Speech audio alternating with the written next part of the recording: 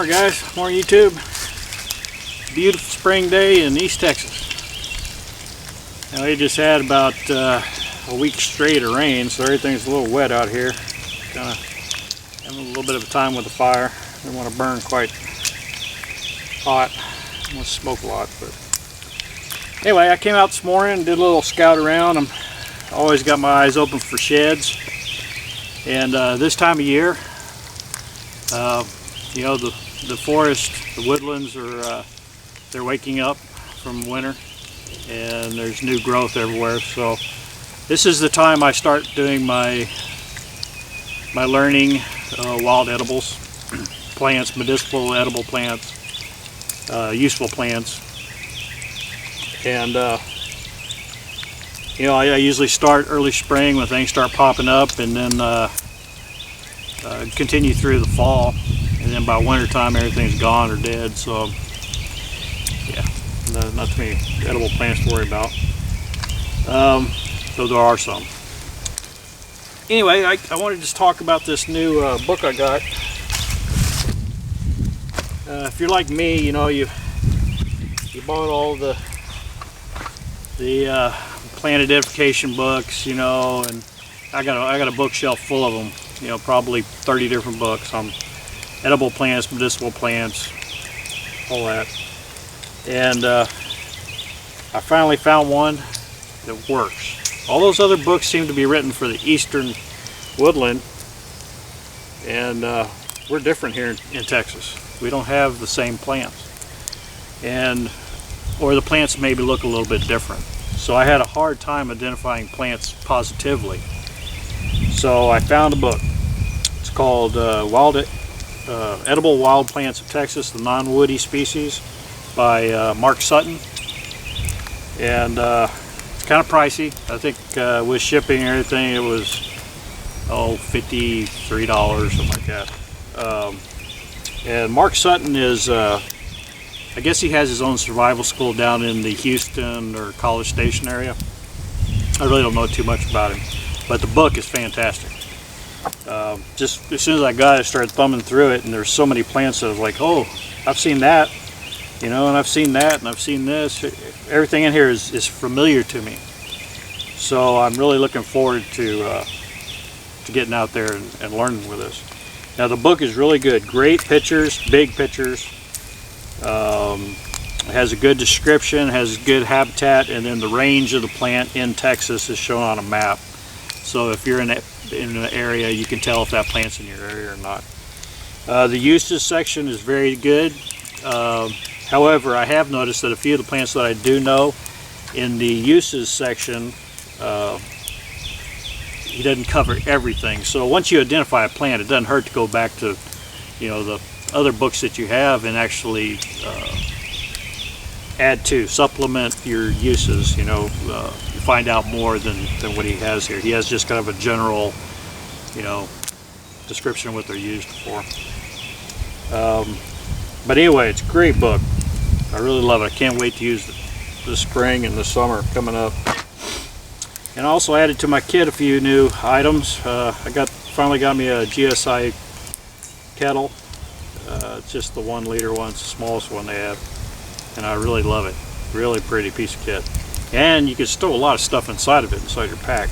And then I got this little skillet. It's a MSR, I think, 8-inch skillet. I like it. It's nice to have a skillet on a campfire, though it is kind of big and bulky. I don't know if I'm going to carry it much or not, but I'm going to make breakfast with it this morning, that's for sure. Anyway, it's a great time of year to be out. You know, if you get the chance and the rain lets you. I think we're going to have another rainy spring. It's a good time to be out and start learning about plants. And if you can't afford this book initially, you know, I couldn't for a long time. You know, any kind of plant ID book will help, and just stick with it. I've been doing it for,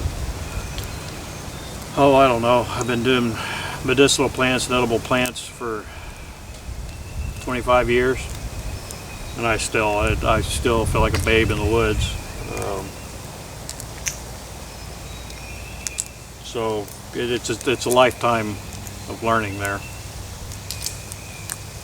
So anyway, you guys, I'm gonna eat my breakfast here, and I'm gonna go on a little scout, looking for sheds and whatever kind of plants I can find and what kind of critters I can come across. I hope you all are getting out in the woods and enjoying this beautiful weather, and we'll talk at you later.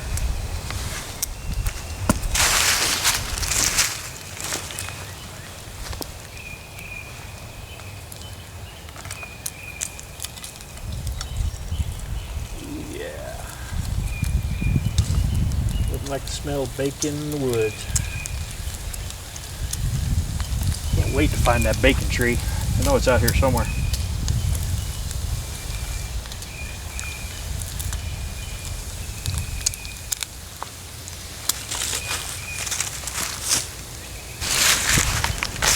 Yeah, there's one other thing I wanted to say about wild edibles that I'm learning from is I'm taking a cue from Dave Canterbury of the, Wilderness Outfitters and Self-Reliance Outfitters or Pathfinder School, all that.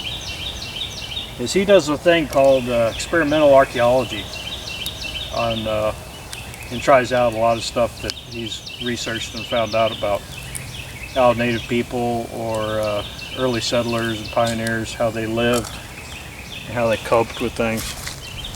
And I've also started to do a little of that myself. And what I found is there's a lot of documents by frontiersmen and settlers that were captured by the Indians, and they lived with them for a while, and they'll document, usually the books are like their diary or their memoirs, whatever, but they document a lot about what the Indians did for food, for medicine, and how they prepared different things. So now the only ones I've read so far have been from out in the eastern woodland, of course. So I'm looking for some accounts out here in Texas and this region, west of the Mississippi. But there is a lot of good information there on uses for plants and time of year that they're good to eat and good to harvest and where to look for them. There really is a lot of information in there. So I encourage anybody who's into bushcraft or survival skills or whatever to do research on how the people that actually lived like this day in and day out, how they got by and what they used. And you can learn everything from the equipment they carried to the type of plants, type of game,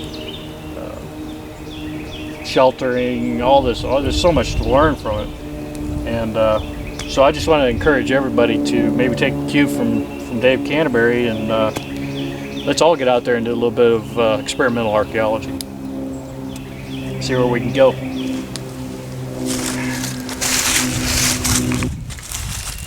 I don't mean to tease y'all or anything, but man, I wish there was smell-o-vision.